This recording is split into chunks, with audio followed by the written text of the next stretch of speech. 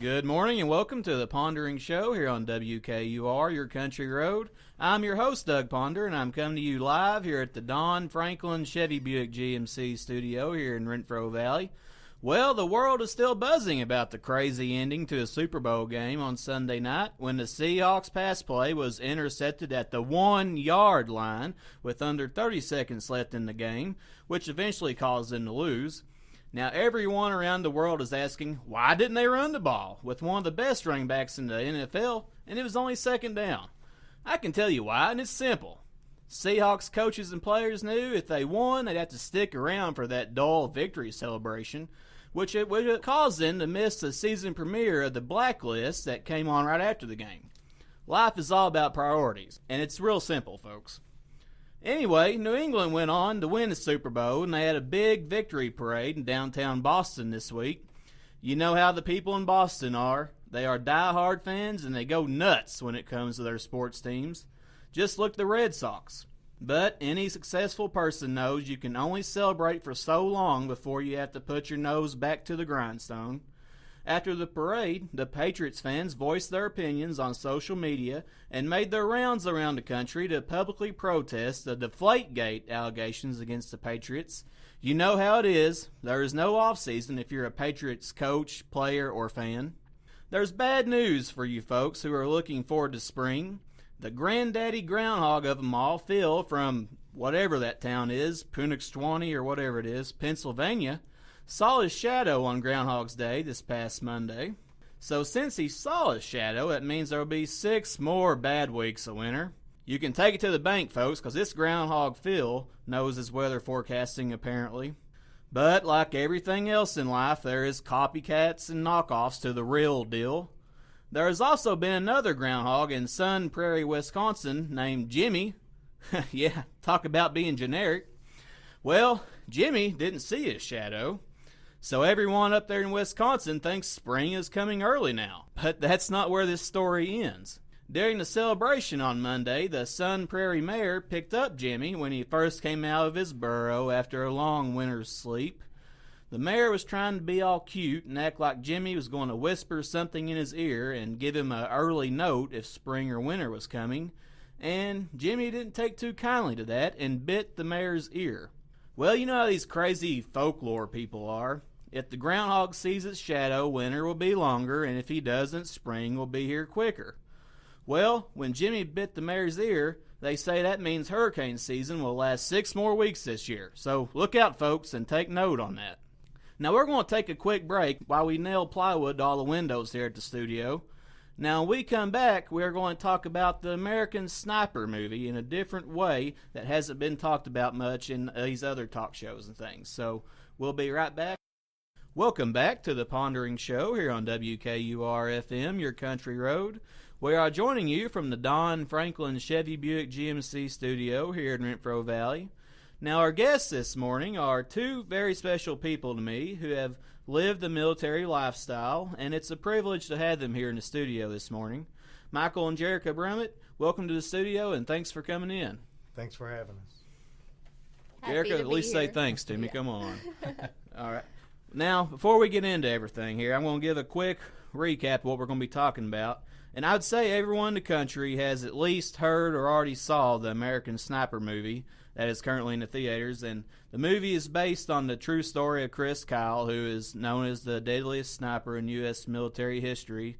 And he had 160 confirmed kills, and actually they claimed he had around the 200 number, but it wasn't confirmed.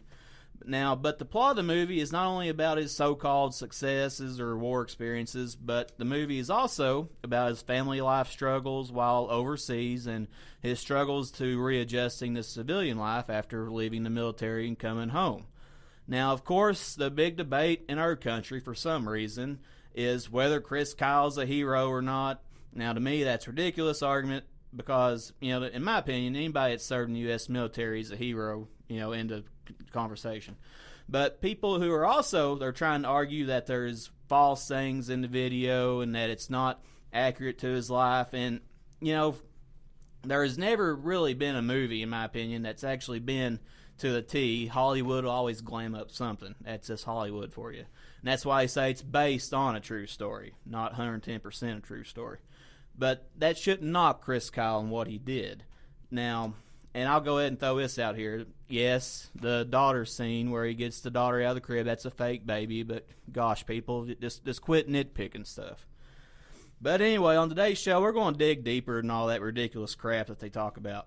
We're going to talk about issues in the movie that are, I think, what Clint Eastwood was really getting to and what he really wanted the country to focus on, and these idiots are not focusing on. So we're going to focus on the real nuts and bolts of it.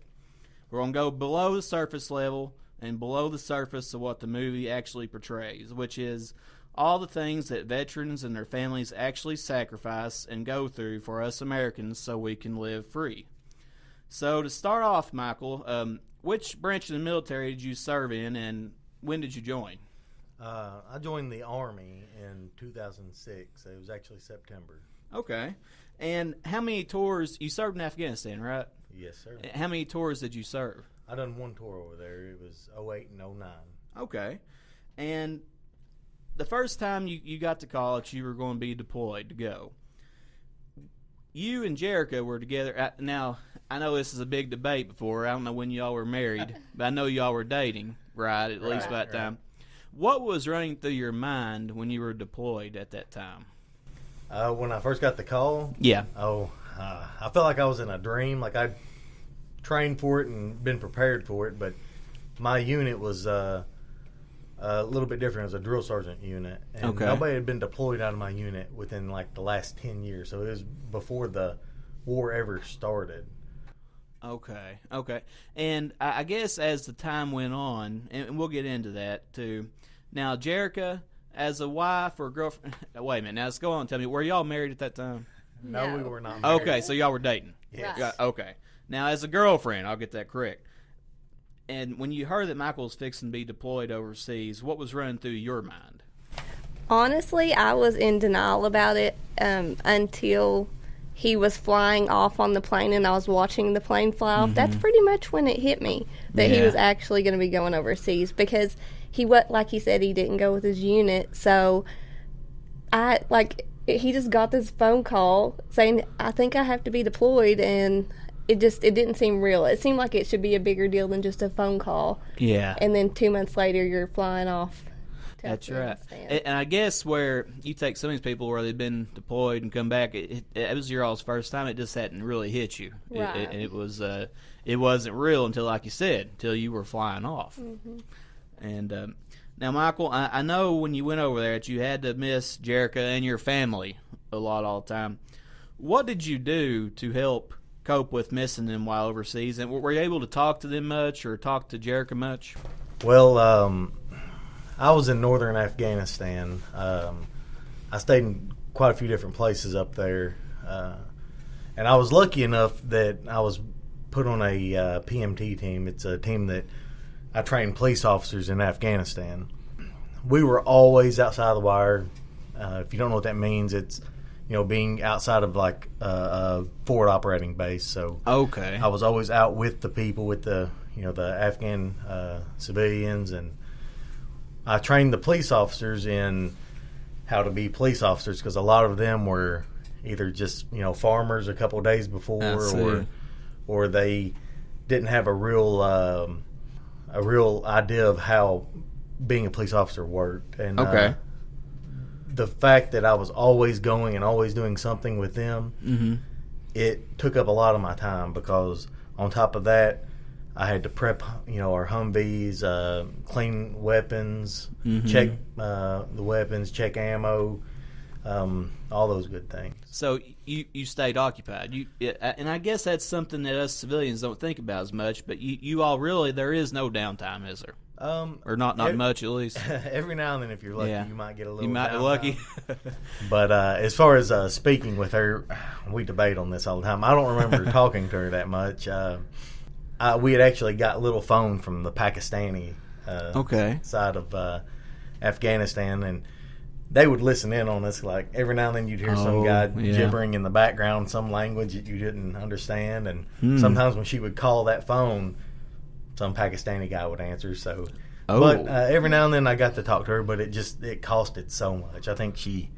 Yeah, we ran up some pretty hefty phone bills the first couple of months, and we really didn't talk that often, maybe once a week. Wow. It's just, it's very expensive. And see, this is slightly off subject, and it seems like I've heard this argument. This might be totally false, but do they monitor that? I know, like the military and stuff, because don't these terrorist groups and stuff try to intercept that a lot to see where people's located, and especially social media. Oh, gee whiz. I'm sure that they do monitor. I mean, Pakistan is, that's where Osama bin Laden was actually killed. It's a terrorist hotspot.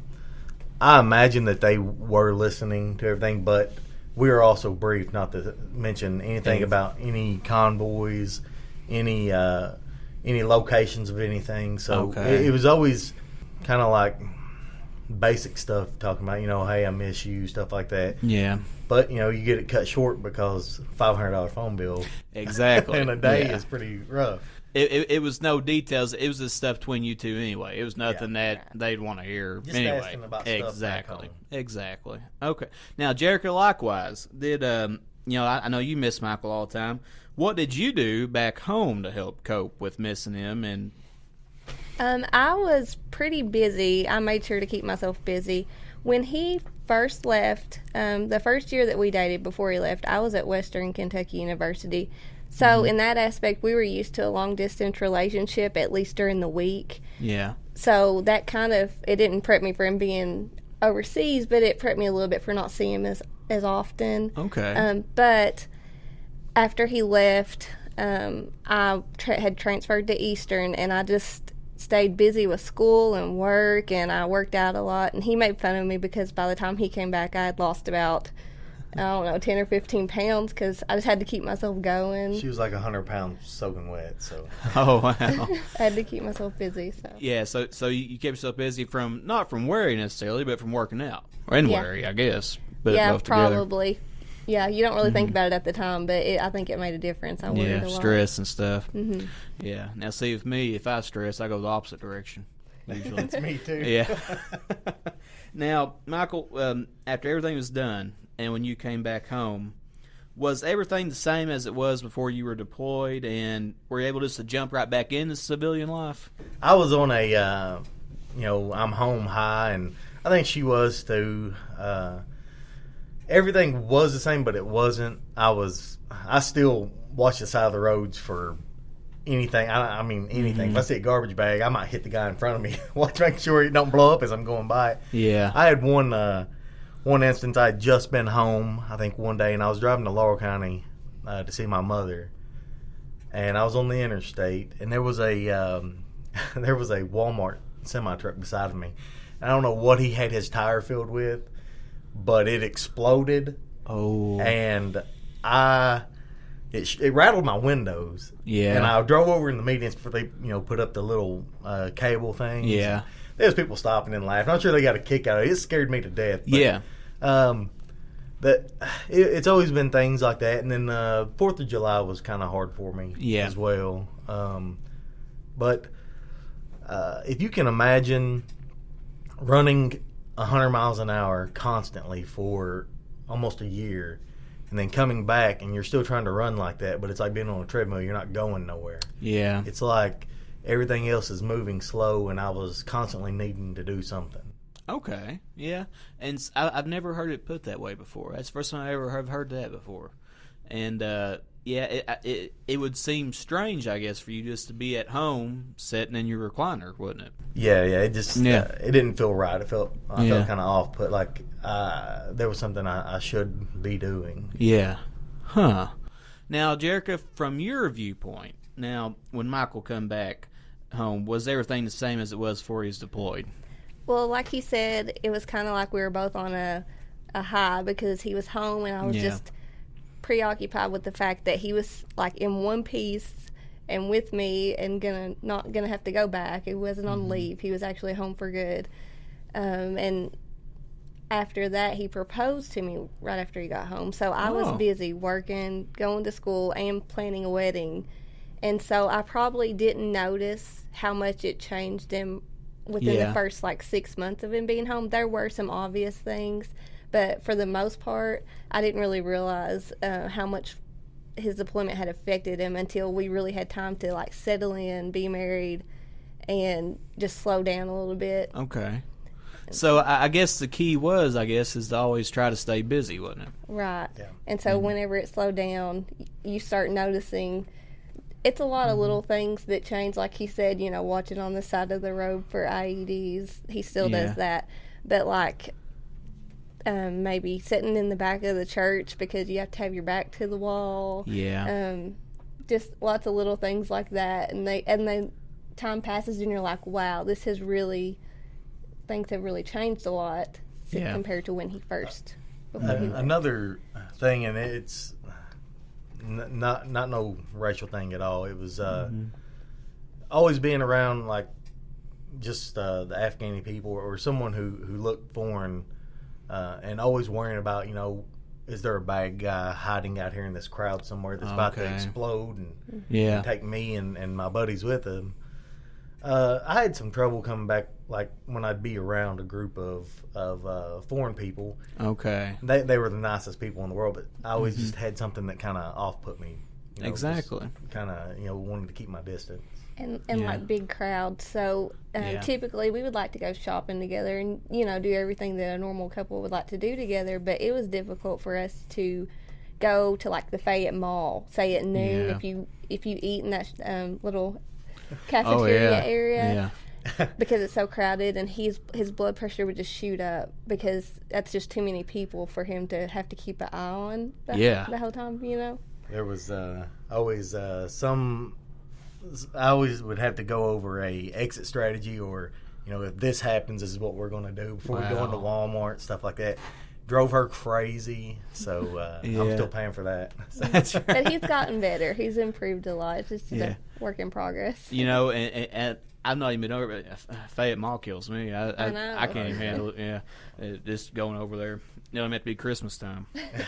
But we're going to take a quick break, and when we come back, we're going to talk about the movie and why or why not. Our guests choose or choose not to watch it. So don't go away. Welcome back to the Pondering Show here on WKUR 94.9, your country road. We are joined in the Don Franklin Chevy Buick GMC studio with Afghanistan war veteran Michael Brummett and his wife Jerica Brummett.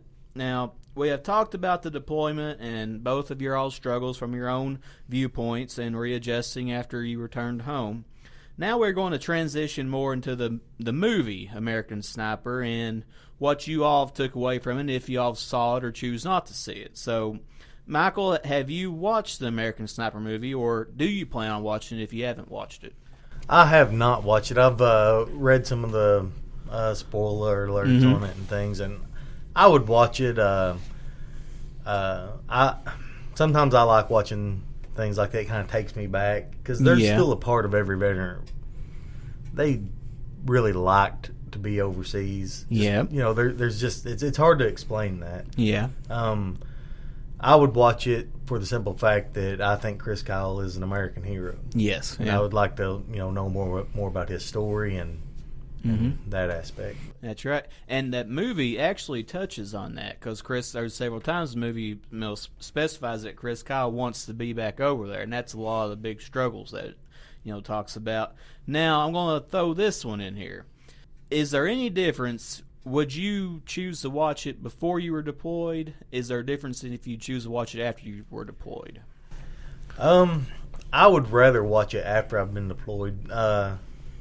Like you said, Hollywood kind of fluffs everything up, but knowing that there are really bad people out there, and there are people who stand in between them and the innocent people, and seeing that with my own eyes really gives me a new respect and outlook on stories like Chris Kyle's. Yeah. And so I think being over there and seeing it makes me want to watch it more. I mean, And see, I've heard that argument in like a lot of the reviews I read online from veterans and stuff, and they say that same very thing that you said.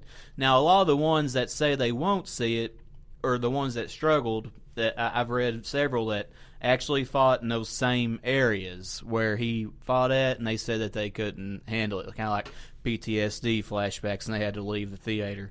Those are really the only ones that I read that actually didn't want to watch it as far as veterans. But now, Jerica, have you watched the movie, or do you plan on watching it? I have not watched the movie, and I don't plan on watching it. That's where we differ. So I guess if he went and watched it, he'd go with one of his buddies, because I definitely wouldn't be seeing it. I've not watched any more movies since Michael came home. Okay. And I watched one while he was gone. It was Stop Loss. And it really talked a lot about PTSD and adjusting to life after deployment. But I didn't respect it or like understand it as well as when I had experienced it. So after I've experienced Michael being home and all the struggles of just like adjusting to civilian life, it's really difficult for me to watch movies about that, because it kind of rubs a raw spot. And it's like we've healed so much and like grown so much, and it's gotten so much better. I wouldn't want to go back and think about how difficult it was for us to adjust when he first came home. It's like, why jump back into that and open that wound up all again? Right, and it's like I've experienced that, and I know a lot of people, they watch it because they want to see what a hero Chris Kyle was, and he was.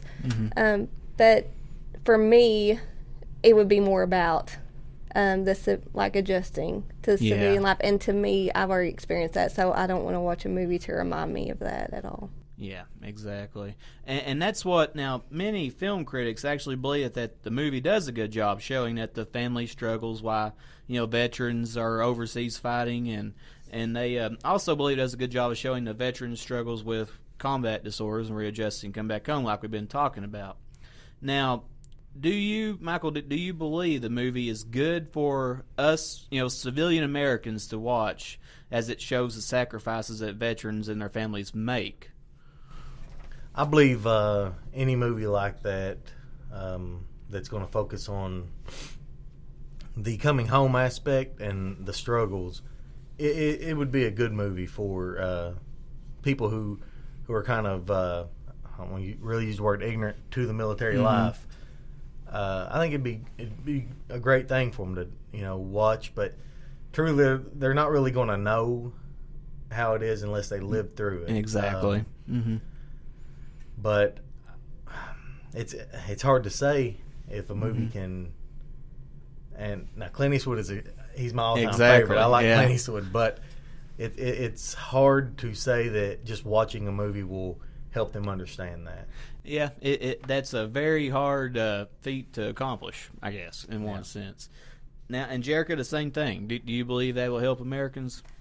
I believe it could help. Like I mentioned, I had watched the movie while Michael was deployed, and I feel like I still, watching that movie related to PTSD and to deployments, I didn't respect it or understand it as much as I do now that I've experienced it. Yeah. So while it would be really beneficial, I think, for civilians to watch it, I just would hope that if they watched it, that they would be watching it for the right reasons. Exactly. And not criticizing it, like you mentioned, that they're just finding little nitpicky things to criticize, but watch it to understand that that is real and that it is really that hard, and it's really common to struggle with adjusting to civilian life. Yeah, exactly. For the family as well. There's a lot of examples that are just flashing through my mind right now. People in my family, people in the community. I know we had a community event one time, and there was a helicopter. I believe it was the UK's helicopter, flew over, and the guy got rattled and climbed underneath the car. He's a veteran. And, of course, us civilians, we're all like, what in the world, But, this movie, like I said, it helped. We don't fully know if we haven't lived it, but we can kind of, like I say, the only one that could probably accomplish that would be Clint Eastwood, I think, if anybody ever could. But and it's like closing doors, big bangs, and like the story you mentioned, Michael, like that tire blew out on the side of the road, and people wondering why you were.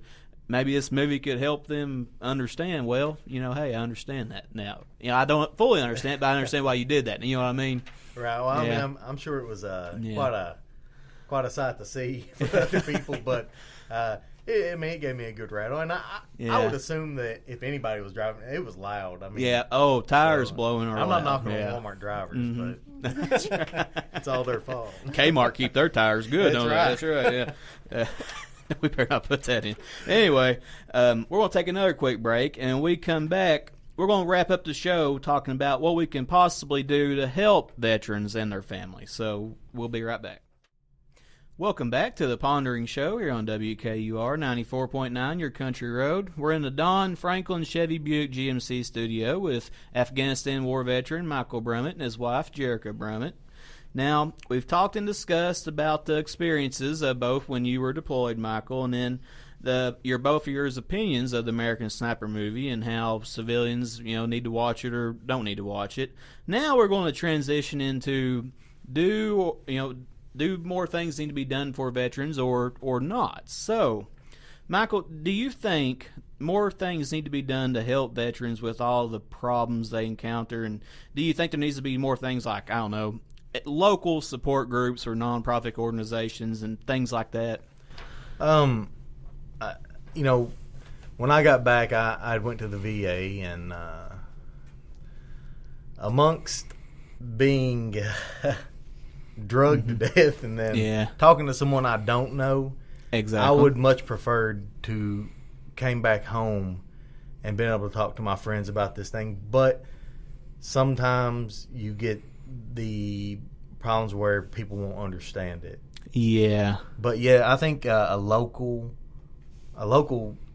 organization that could, be there for veterans when they come back home. That way they're comfortable around the people that they know. Yeah.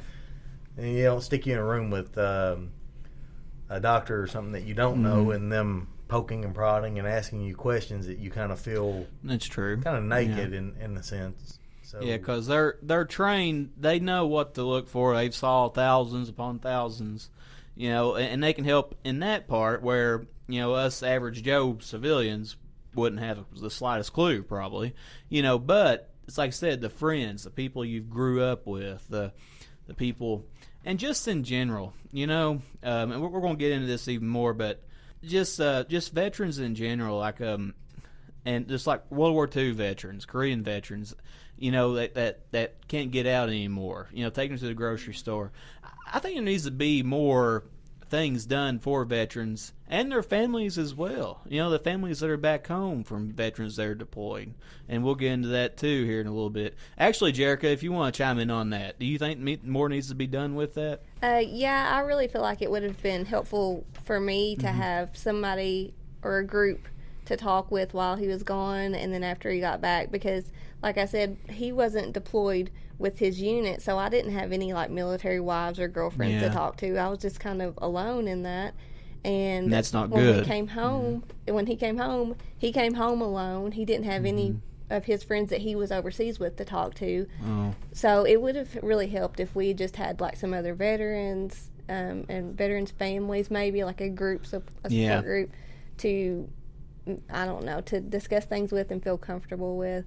Like he went to the VA and they kind of poke and prod, like he said, and they don't make you feel like, it's like you're on stage or something. Makes you feel like you're being interviewed or something. Now, I will say, though, whenever we would go to the VA, we did have the best time talking to all the other older veterans when we were at them.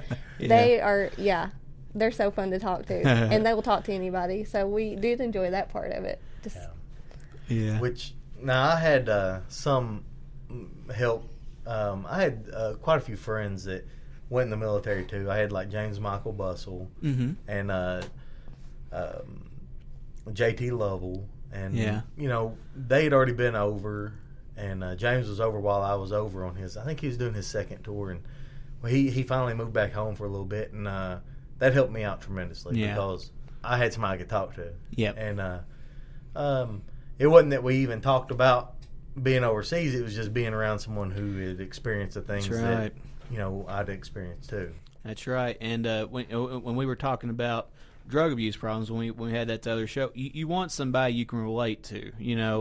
I use the example like when my dad died. I don't want to go talk to somebody who had a cousin died. Yeah, it's still on the same level, but if you can find somebody who also had a father die, you can make that connection more than any type of other connection. And that's the same in that case.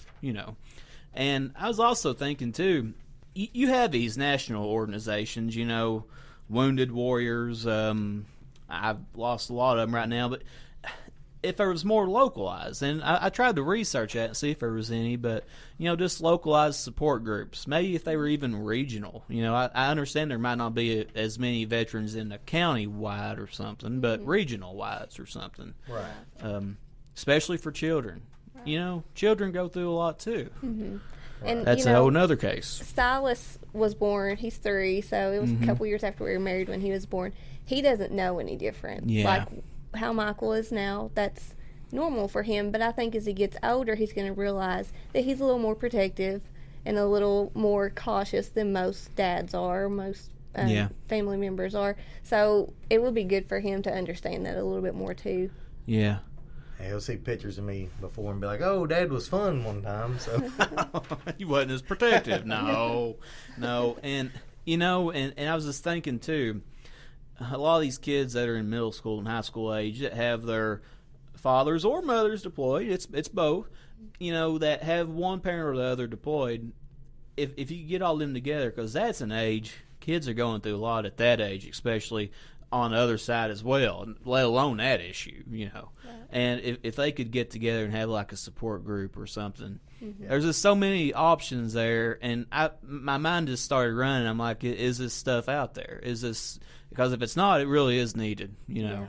I feel like closer to military bases, I'm sure there's a lot of that going on. But around here, it's really secluded, and it would be beneficial to have something like that. Yeah, something local community. Like I said, it might not be a Rockcastle County. It might not be enough here, but something regional-wide or something maybe. Yeah. And we're going to move on to this. This is a pet peeve of mine, and I'm going to pull a Rush Limbaugh here. But the Veterans Day, every year, we all get gung-ho, and we all get patriotic, and we all support our veterans, and that might actually be a day when we actually open a door for a veteran, whoopee or something. In one way, I actually get aggravated at that because, in my opinion, that should be every day. In my opinion, they should be honored every day. Things should be done for them every day.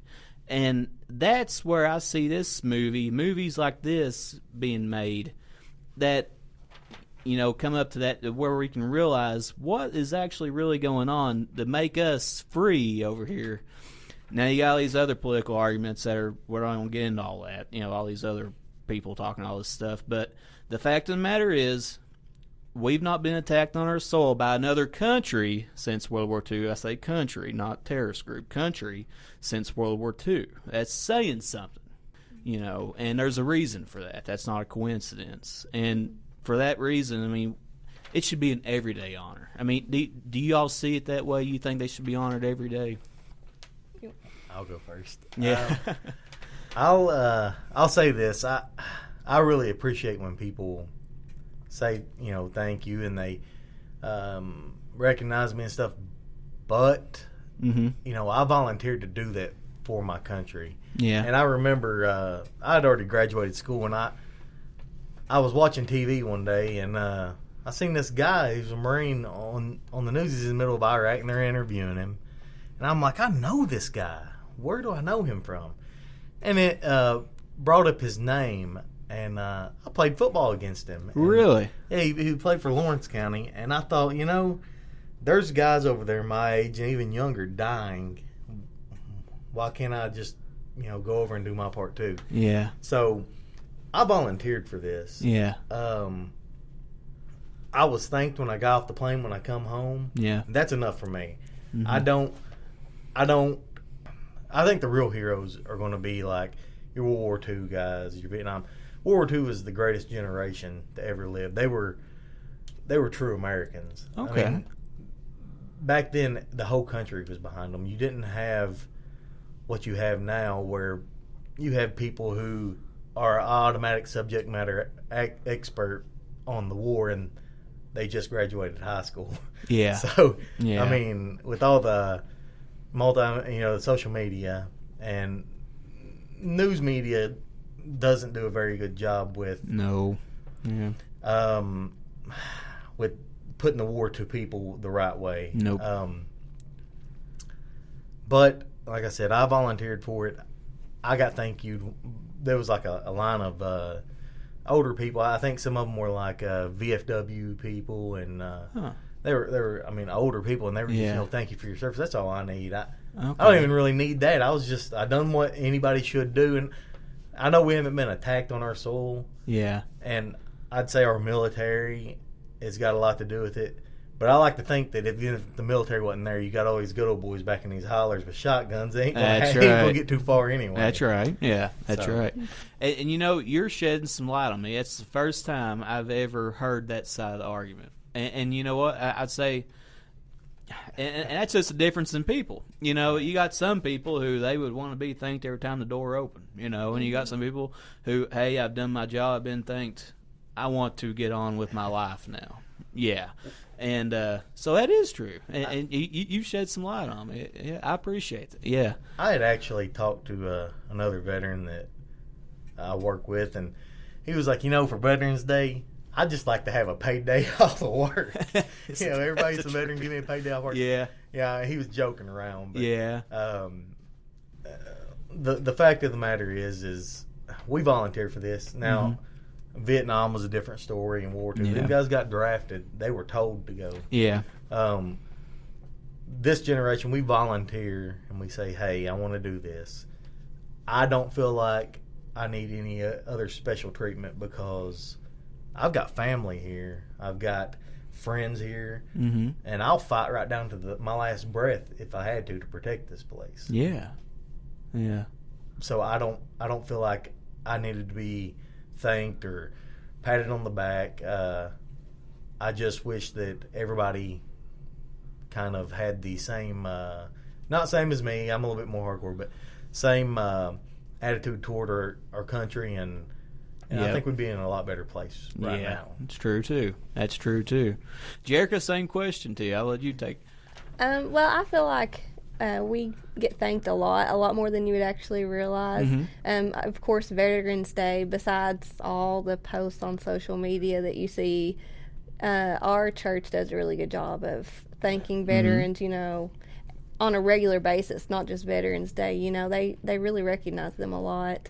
And besides that, we'll just, like when Michael was in the military, if he was in his uniform, people would stop him. If we were out in public, they'd stop him and thank him for his service, not asking if he'd been overseas or not, but they still thank him for that.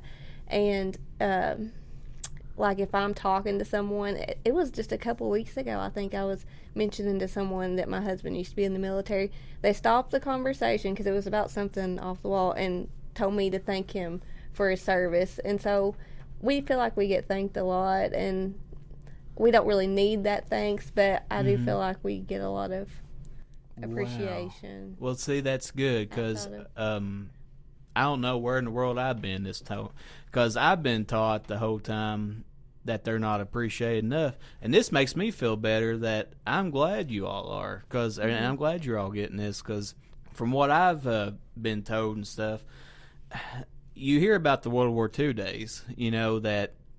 And that was a war. You always hear that it was a war like no other. We can't begin to understand what all happened during that war, right.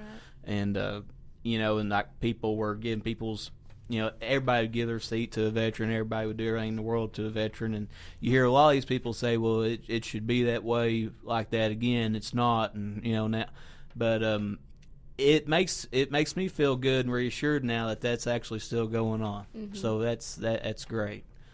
Well, looks like we're about out of time, though. Is there anything else you all want to add? No, I think that was it. That's always the thing that puts you on the spot. Well, we're just glad to be on the show, and happy to get to talk with you today.